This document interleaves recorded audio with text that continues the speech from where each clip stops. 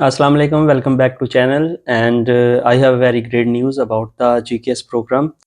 तो finally Korea ने अपने स्कॉलरशिप अनाउंस कर दिया है जिसमें almost on embassy track there will be 86 student will go from all entire the world, like international student will go there, and on university track there will be total 176 students who will go there and they will like complete the GKS program. There is a further classification on regional university, there will be 86 scholars. On associate degree there will be 30 scholars, and UIC program there will be 60 scholars.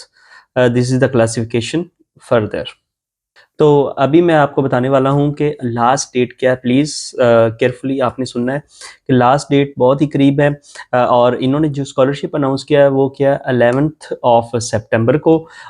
जो last date है वो इंशाल्लाह मैं आपको last पे बताता हूँ, आपने वीडियो एंड तक देखनी। It will be short video within 2-3 minutes.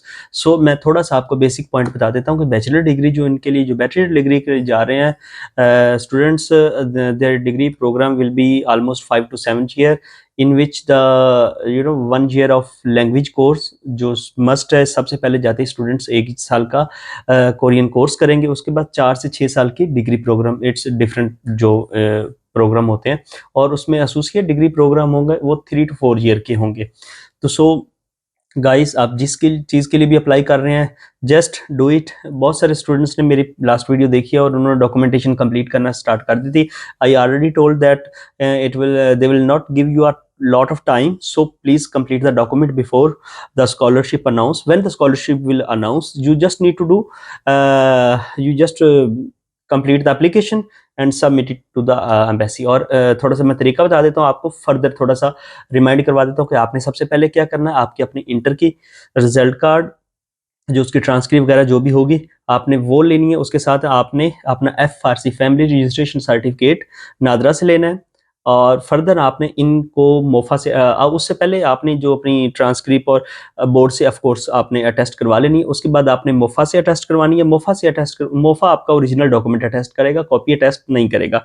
आपने मोफा से ओरिजिनल अपने अटेस्ट करवाने के बाद एम्बेसी चले जाना है, साउथ कोरिया एम्बेसी जो कि पाकिस्तान में है, और same for the Indian student जो इंडिया में एम्बेसी है आपने उधर चला जाना है। This is the same procedure, there is no difference.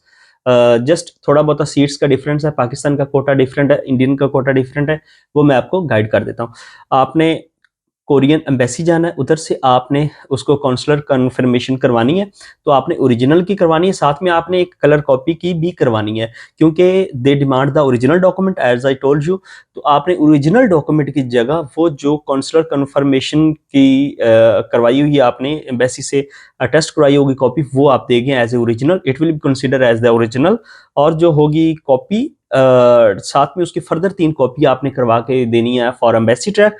If you are applying for a university track, you don't need to submit the 2-3 copies. You will just submit the one original copy. What's about the quota? So on embassy track, there are general 79 scholar from the 67 countries, जिसमें जो Indian का कोटा है वो है इसमें है journal और overseas दोनों का दिया हुआ है। जिसमें इंडियन का जो कोटा है वो 2 है, जर्नल का 2 सीट्स हैं अवेलेबल, और same as Pakistani there is 1 seat available. अब हम आ जाते हैं यूनिवर्सिटी ट्रैक के। UIC प्रोग्राम के लिए आपको टोटल 60 सीट्स अवेलेबल। उनका कोटा डिफरेंट यूनिवर्सिटीज़ के लिहाज से कि आप इस यूनिवर्सिटी में इस प्रोग्राम में अप्लाई करते हैं। There will be total seats जो यूनिवर्सिटी प्रोवाइड कर रही है, उसमें ओवरऑल आपका कंपटीशन होगा with the other countries. Regional university में आप जाएंगे तो उसमें इंडियन का कोटा है सेम एज 2 और पाकिस्तान का कोटा है, मैं आपको शो भी कर दूंगा साथ में, ये आप चीज़ चेक कर सकते हैं। So finally come to the deadline. Deadline क्या है?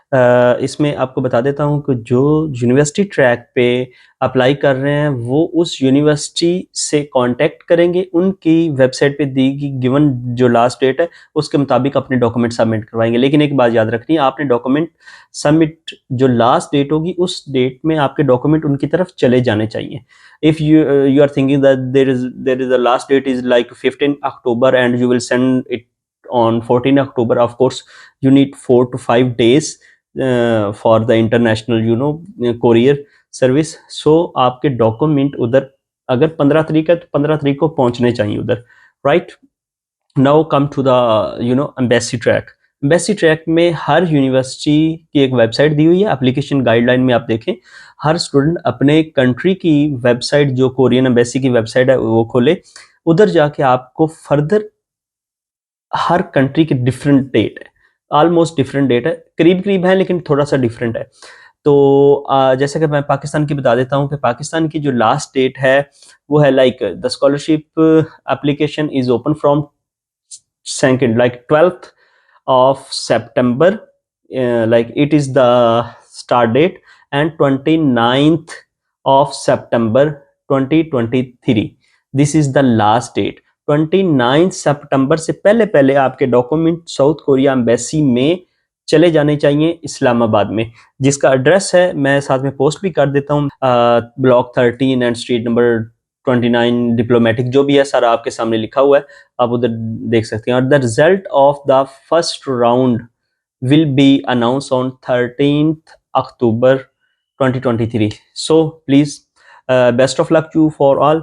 Any question you want to ask, you have my number, you can just send me WhatsApp message, and inshallah I will try my best to give you the best answer।